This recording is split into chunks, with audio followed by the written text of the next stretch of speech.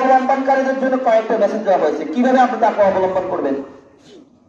আল্লাহ বলেন যালিকাল কিতাব লা রাইবা ফীহি, যে এই কিতাব এমন কিতাব যার মধ্যে কোনো সন্দেহ নেই।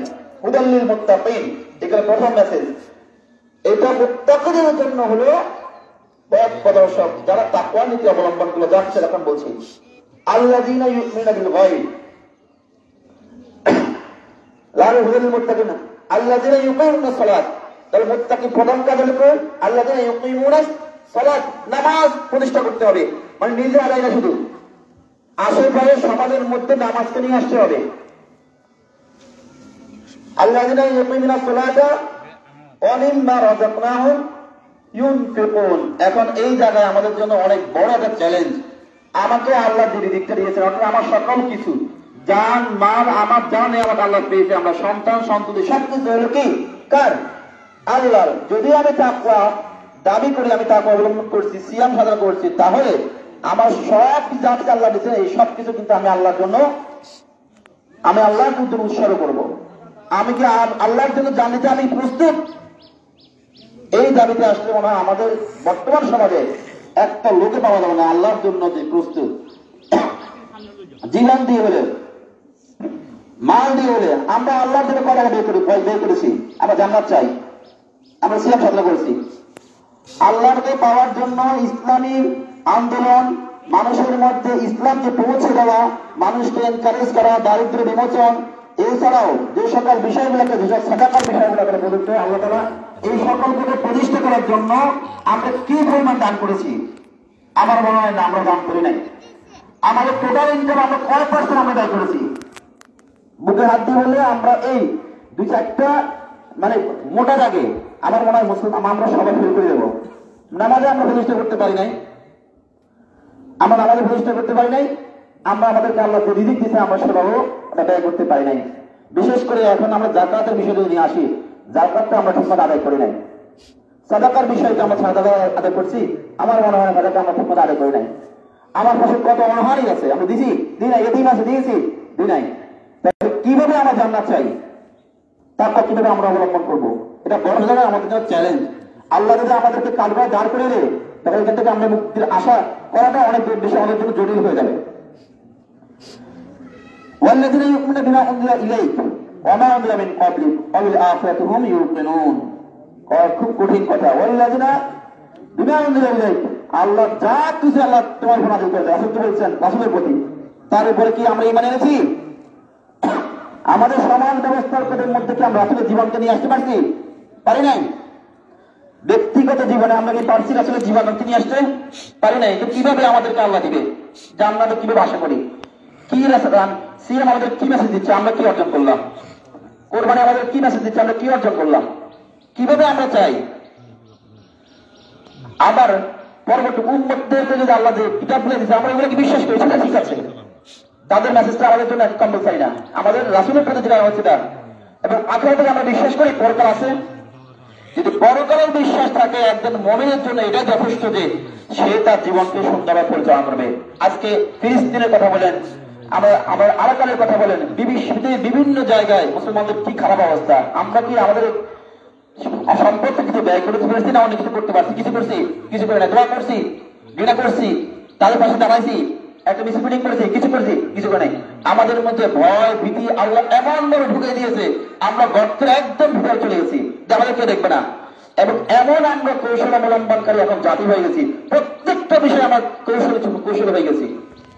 এই কৌশলটি কি হবে? এইসব করতে করতে এক প্রমাণ দেখা যাবে কি আল্লাহ তাআলা আমাদের থেকে অনেক বেশি নাখোশ হয়ে যাবেন, এবং নাখোশ হওয়ার কারণে সব কিছু আল্লাহ আমাদেরকে চাপিয়ে দেবেন। জনস্তরে যত রকমের যা কিছু হবে, এটা সব কিছু মানুষের হাতের কামাই। কারণ আমরা আল্লাহকে ভুলে গেছি। আল্লাহকে যদি ভুলে যায়, আল্লাহ ভুলে যাবেন। লাইন শাকারতুম লাযিদান্নাকুম, যদি তুমি আমার নিয়ামতের শুকরিয়া আদায় করো, কৃতজ্ঞতা প্রকাশ করো, আমি বাড়াই দিব। ওয়ালাইন কাফারতুম ইন্না আযাবি লাশাদীদ, আর জেনে রাখো যদি তোমরা অস্বীকার করো আমার নিয়ামতের, তাহলে কিন্তু আমার আযাব কিন্তু খুব ভয়ানক, খুব ভয়ানক। এগুলোকে আমাদের হৃদয়কে দাগ দেয় না। কেমন কথা আমরা পাবো, কেমন রোধে আমাদের দিনে দিচ্ছে।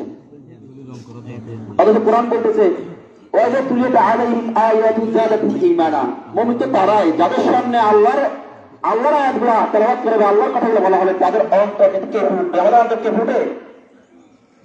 এর লম্বাটা আমাদেরকে তেলাওয়াত শুনছি, এই তেলাওয়াতটা আমাদের কোনো পরিবর্তন নেই। আমাদের আমাদের শোনাচ্ছি লম্বাটা আমাদেরকে আমরা বক্তব্য দিয়ে শোনা যাচ্ছে, আমাদের মধ্যে কোনো পরিবর্তন নাই। শুধু তাই না, আমরা আমাদের সন্তানদেরকে পরকালের জন্য, আমাদের পরকালের জন্য আমরা কি করতেছি না, তৈরি করতেছি না। আজকে মাদ্রাসাগুলো দেখা যায় কোনো সন্তান নাই, কোন স্টুডেন্ট নাই, স্টুডেন্ট শূন্য। এই কেন? আল্লাহ বলেন আল মাল ওয়াল বানুনা জিনাতুল হায়াতুদ দুনিয়া। আপনাকে আল্লাহ সম্পদ দিয়েছেন, আপনাকে আল্লাহ সন্তান দিয়েছেন, এগুলো হলো আপনার দুনিয়াতে একটা শোভা সৌন্দর্য এবং আপনার জন্য একটা পরীক্ষা। ওয়াল বাকিয়াতুস সালিহাতু খায়রুন ইনদা রাব্বিকা সাওয়াবান ওয়া আমালা। এবং আপনার জন্য ওটাই রয়েছে যেটা আপনি সৎকর্ম করেছেন, ভালো করেছেন। আপনাকে বুঝে বা ভর্তি করা উচিত। আপনি সন্তানকে একটা ভালো জায়গা পড়াবেন, মাদ্রাসা দিবেন, দিনী ইলম শিক্ষা দিবেন, দিনের প্রচার তাকে দিয়ে দিবেন। সেই সন্তান যা করবে সেটা আপনার লাভ।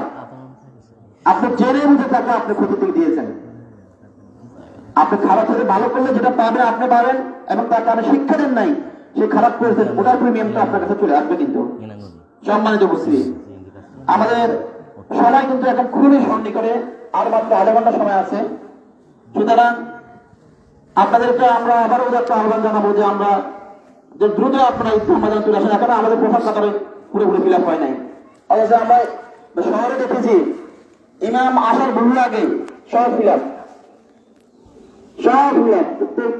তারা তো শহরের লোকের তাহলে সব দিকে তো আগে থাকবে।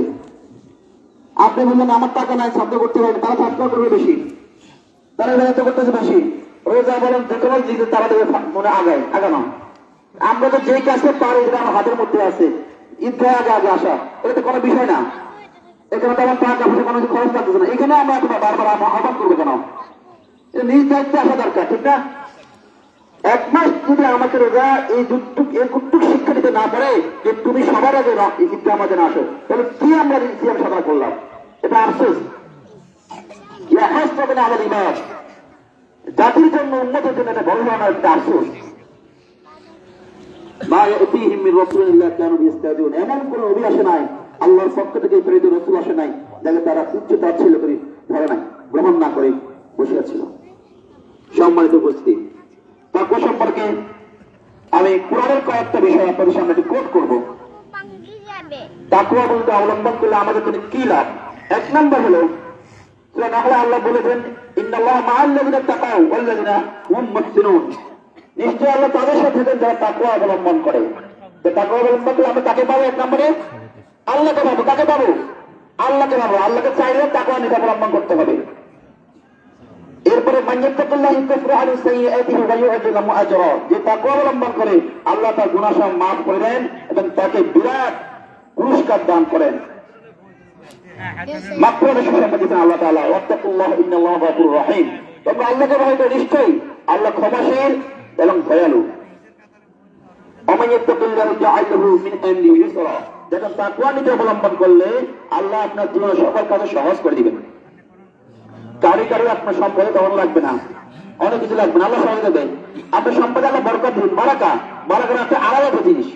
অল্প টাকা অনেক কিছু করবেন, আর হাজার কোটি টাকার মালিক হবেন, সম্পদ দেখবেন না। খরচ করতে করতে দোয়া দিতে দেখবে আল্লাহ আপনার জীবনকে সার্কার করে দিবে। এমন একটা ওষুধ দিয়ে দিল, এমন একটা রোগ দিয়ে দিল, আপনি খালি হসপিটালের দিক দোয়া করতেছেন। এর কারণটা কি? আপনি আল্লাহকে ভুলে গেছেন, আল্লাহ আপনাকে ভুলে গেছে। আল্লাহকে ভুলে আসেন। প্রশান্ত আত্মাকে ডাকা হচ্ছে, আল্লাহ সন্তুষ্ট তোমার দোয়াও, তাহলে আল্লাহ জান্নাতি। আমার মানে যে সকল আল্লাহ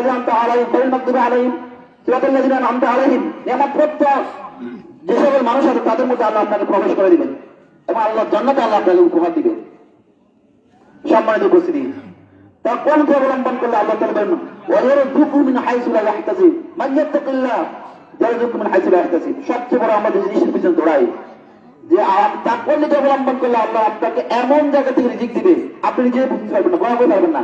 আসতেছে ব্যবসা বাণিজ্য সবকিছু বরকত হইতেছে, কিভাবে হচ্ছে আপনি জানবেন না। পাশে একদম বসে আছে, কিছু পায় না, আপনার কাছে আসতেছে। এই সব তাকওয়া আপনাকে শিক্ষা দিচ্ছে। ইন্না আকরামাকুম ইনদাল্লাহি আতকাকুম, আল্লাহর কাছে সম্মানিত ব্যক্তি সে যে তাকওয়াতে ফার্স্ট। তাকওয়া যার আছে তার সম্মান আছে দুনিয়া এবং আখিরাতে সব জায়গায়। ইন্নাল্লাহা ইউহিব্বুল মুত্তাকিন, নিশ্চয় আল্লাহ মুত্তাকিনদের ভালোবাসেন। আলহামদুলিল্লাহ, আল্লাহ আমাদেরকে যেন ভালোবাসেন, আমরা সেই কামনা করি। কত বড় কথাবার্তা এগুলো যদি আপনার আর আমার মনে দাগ না দিই তাহলে বুঝতে হবে দাবরা ফেলবেন আমাদের মধ্যে নাই। এগুলো শুধু আসতে আর যাচ্ছে আমাদের কানের দিকে, শোনার কিছু নেই, বলার কিছু নেই। লাহুম কুলুবুন লা ইয়াফকাহুনা বিহা, আমাদের অন্তর যে কিছুই বুঝে না। আযানুন লা ইয়াসমাউনা বিহা, আল্লাহ বলতেছেন কান আছে শুনে না। আযানুন লা ইউবসিরুনা বিহা, চোখ আছে কিছু দেখে না। উলাইকা কাল আনাম, আল্লাহ বলতে এরা পশু। পশু কত ভয়ানক কথা। আমরা এরা কি পশু, বলুন আদাল পশুরা এর থেকে খারাপ। ইবাদত কবুলের মেন শর্ত তাকওয়া। ইন্নামা ইয়াতাকাব্বালুল্লাহু মিনাল মুত্তাকিন, নিশ্চয় আল্লাহ মুত্তাকিনদের থেকে কবুল করেন। কত চ্যালেঞ্জ আপনার সাথে ছেড়ে দেওয়া হয়েছে। শ্রেষ্ঠত্ব সুসংবাদ দিয়েছেন আল্লাহ, ওয়াল্লাযিনা তাকাউ ফাওকাহুম ইয়াওমাল কিয়ামাহ, যারা তাকওয়া অবলম্বন করে তারা কিয়ামতের দিন তাদের উপর থাকবে। কাদের উপর থাকবে? কাফির, মুশরিক, বেঈমানদের উপর থাকবে। শাস্তি থেকে মুক্তির উপায় হলো তাকওয়া। মান তাকা ওয়া আসলাহা ফালা খাউফুন আলাইহিম ওয়া লা হুম ইয়াহজানুন, যারা তাকওয়া অবলম্বন করে এবং সৎ থাকে তাদের কোনো ভয় নেই, তারা কোনো দুঃখিত হবে না। ইন্নাল মুত্তাকিনা ফি জান্নাতিন ওয়া নাহার ফি মাকআদি সিদকিন ইনদা মালিকিন মুকতাদির, যারা তাকওয়া অবলম্বন করে থাকবে তারা জান্নাত বা উদ্যান রাজ্য নহরের মধ্যে তারা অবস্থান করবে। সত্যিকারের মর্যাদাপূর্ণ আসনে সর্বময় ক্ষমতার অধিকারী মহাসম্রাটের সান্নিধ্যে আল্লাহ সান্নিধ্য লাভ করতে পারবেন। আল্লাহ করতে হবে একমাত্র উপায় হলো কি? তাকওয়া। সুতরাং আসেন যে আমরা জানি যে এক রাসূল বলেছেন, হাদিস বিশেষ করি তাকওয়া অবলম্বন করার জন্য যে সকল একটা সামারি হলো কিভাবে অবলম্বন করতে পারে। সেখানে আল্লাহ রাসূল বলতেছেন আল হারাম বাইয়িনুন ওয়াল হারাম আল হালাল বাইয়িনুন ওয়াল হারাম বাইয়িনুন ওয়া বাইনাহুমা মুশতাবিহাতুন, যে একটা হাদিস, ছোট্ট একটা হাদিস, যে হালাল সুস্পষ্ট, হারাম সুস্পষ্ট, এই দুইয়ের মাঝে যা কিছু হবে তা হলো সন্দেহযুক্ত, মুশতাবিহাত, সন্দেহপূর্ণ। আর মানুষ এ সম্বন্ধে সঠিক জ্ঞান রাখে না। সুতরাং যে সন্দেহপূর্ণ বেশি এড়িয়ে চলে সে তার দিন ও সম্মানে নিরাপদ থাকবে। আল্লাহ তাআলা আমাদেরকে এই নিরাপত্তা লাভ করার সুযোগ দান করুন, তৌফিক দান করুন। আমিন।